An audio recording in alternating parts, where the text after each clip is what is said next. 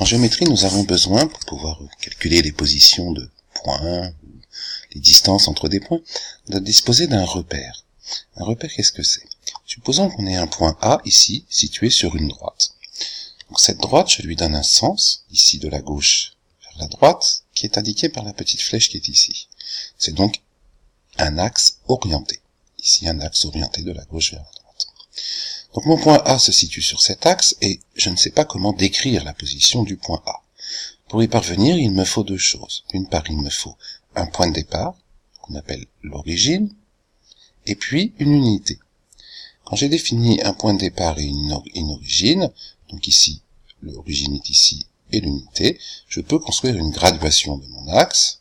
Donc chaque point est repéré en fonction de la distance à l'origine.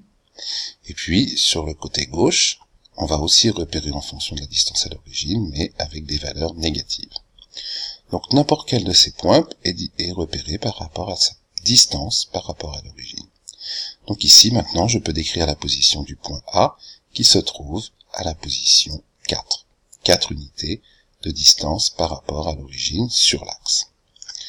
Supposons qu'on veuille maintenant repérer la position d'un point B qui n'est pas situé sur cet axe. Nous allons forcément avoir alors besoin d'un second axe. Donc en voici un, et sur ce second axe, nous aurons aussi besoin d'une unité. L'origine est la même. L'origine se situe ici à l'intersection des deux axes, point de croisement des deux axes, c'est l'origine du repère, et on définit une unité aussi sur cet axe. Donc on peut aussi graduer ce second axe, et on peut alors repérer la position du point B.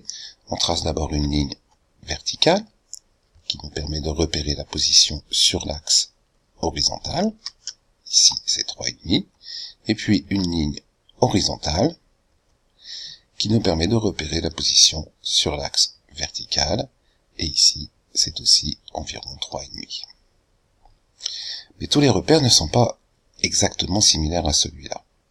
Nous pourrions par exemple avoir un repère comme celui-ci, c'est-à-dire qu'ici on a pris une unité qui est beaucoup plus grande que sur l'autre axe. Eh bien ce repère nous permet tout aussi bien de repérer le point B.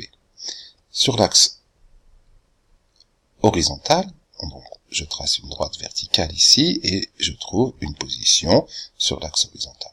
Et puis, la même chose, une droite horizontale, et qui m'indique aussi une position sur l'axe vertical.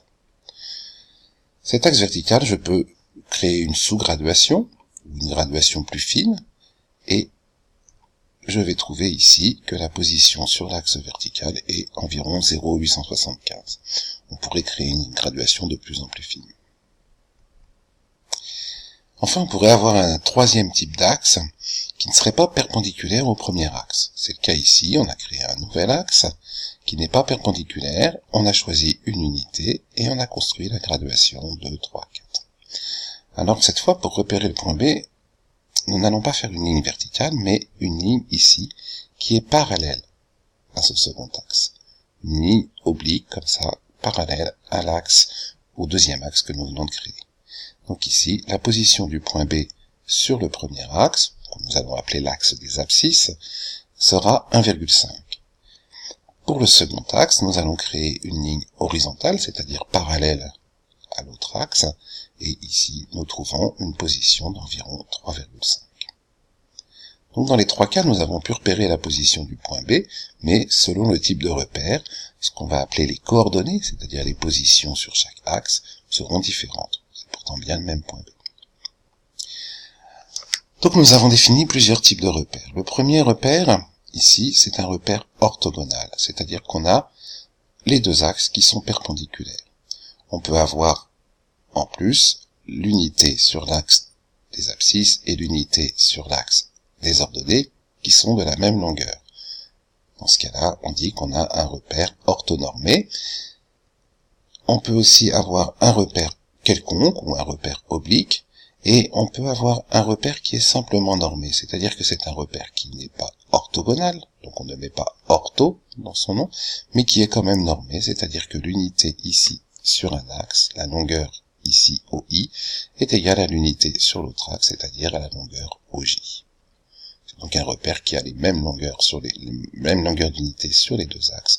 On appelle cela un repère normé. Hein. Donc on est bien d'accord, le nom du repère va indiquer s'il est orthogonal ou pas. On va dire un repère quelconque ou oblique. Et il va nous indiquer s'il est normé, c'est-à-dire si l'unité est la même sur les deux axes ou pas.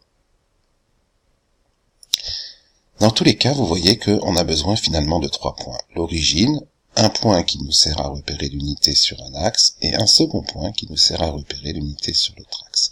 On va toujours noter le repère comme repère OIJ. Alors ça peut être d'autres lettres, mais il faudra toujours 3 lettres qui désigneront 3 points du plan qui nous forment le repère.